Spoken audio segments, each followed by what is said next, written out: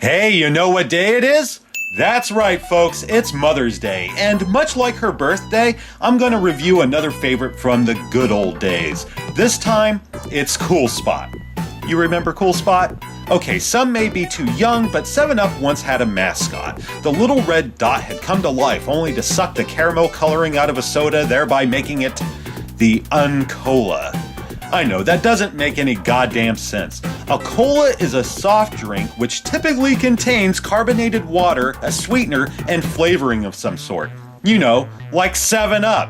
Coloring is totally optional here, it's still a fucking cola.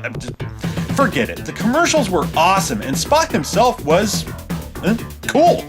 So cool, in fact, he got his own game. Hell, he even got a sequel, Spot Goes to Hollywood. That's how popular this fucker was. It's a damn shame too. Spot's one of the few mascots I actually miss. Anyway, Ma was obsessed with the first game when it came out way back in '93. Holy shit, I was 9 years old then. God damn.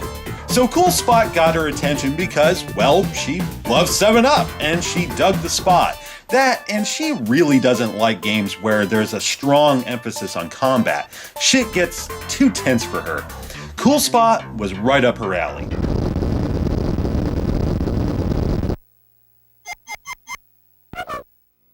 It's easy to see why Ma loves this game. I mean, he's riding a 7-Up bottle like a surfboard, rocking out to a 16-bit rendition of Wipeout by The Ventures.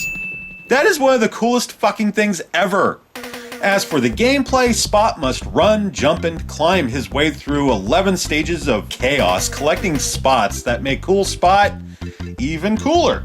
The spots are essential because depending on the difficulty, you need anywhere from 30 to 90 in order to shoot the lock off a cage, liberating one of your many clones. Only then will you progress. All the enemies are goofy and somewhat cliche. There's a hermit crab, mosquitoes, spiders, mice that throw cheese, wind-up toys like robots and chattering teeth. I mean, that is quite the rogues gallery. How about bosses? Well, get this. There aren't any. That's right, no bosses of any kind. All you gotta do is survive. Snatch up as many cool points as you can so you can free your compadre at the end, then you're off to the next level. If you collect 75 spots or more, you're whisked away to a bonus stage where you'll collect extra lives. If you manage to snag a letter, you get a continue. Players don't earn anything special for completing the slogan other than the continue gained for each letter. You may be asking yourself, what's the point then? Instead, ask yourself this: why not? It's a game, right? Remember when the goal used to be attaining the high score? Remember that overwhelming sense of pride felt whenever you bested a tough game?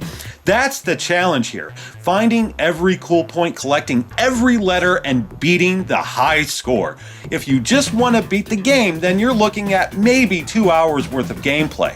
But for Ma, it took days. Ma wouldn't be satisfied until she found every last cool point, and that wasn't an easy task. Really, some of these levels are ridiculous. Off the wall, or level 3, piles on the stage hazards with thumbtacks, barbed wire, protruding nails, and mousetraps galore.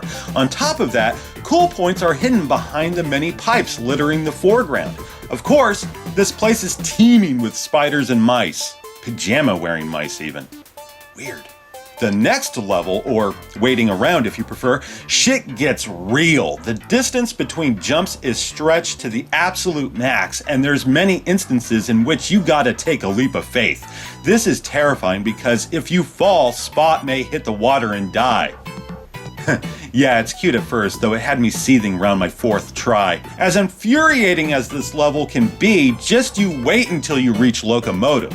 That constant movement is disorienting, and there's even more opportunities for you to fall. I mean, you gotta walk to the far right of the stage, hop these weird stuffed kids suspended overhead, then make your way back to the left while moving upward.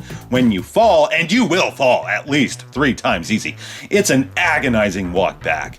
And did I mention the time limit? Oh, that's just perfect. Cool Spot may seem like a walk on the beach or some shitty basement or a toy store or pier. Really, are these supposed to be locations you'd find on a boardwalk or something? I'm not complaining, I'm just asking. Now, this game isn't that hard for more patient players like my mother. For someone like me, it can be a righteous pain in my lily white ass. Thankfully, the game's reasonably fair. I never felt cheated due to poor control. On the contrary, control is fantastic. That didn't stop me from screaming, "Fuck you!" That's not a rare occurrence with any game, so, whatever. You know what makes it bearable though? Spot. For an anthropomorphic red dot with arms and legs, he's got a lot of personality. The animation is fluid and natural, like any well-drawn cartoon. Even when taking a hit, he's kind of adorable. I love the title screens before every stage. Also, it's a lot of fun blasting things with suds. I don't know why. It may be the sound design. Rad. When Spot hops off the rubber ducks, they squeak. When hopping bubbles, they... whatever the fuck that sound is. God, and the music during the bonus stages. Isn't that fucking awesome? Then again, why wouldn't it be? The music was composed by Tommy Tallarico. Yeah, the one and only. Cool Spot's a great game. I may be a tad biased since I still have many fond memories of watching Ma play it, taking a ridiculous amount of notes, looking for cool points, writing down her best stage times. That shit didn't start with Lara Croft, folks. No, it began here. And she did that on the hard setting. I'm a loser.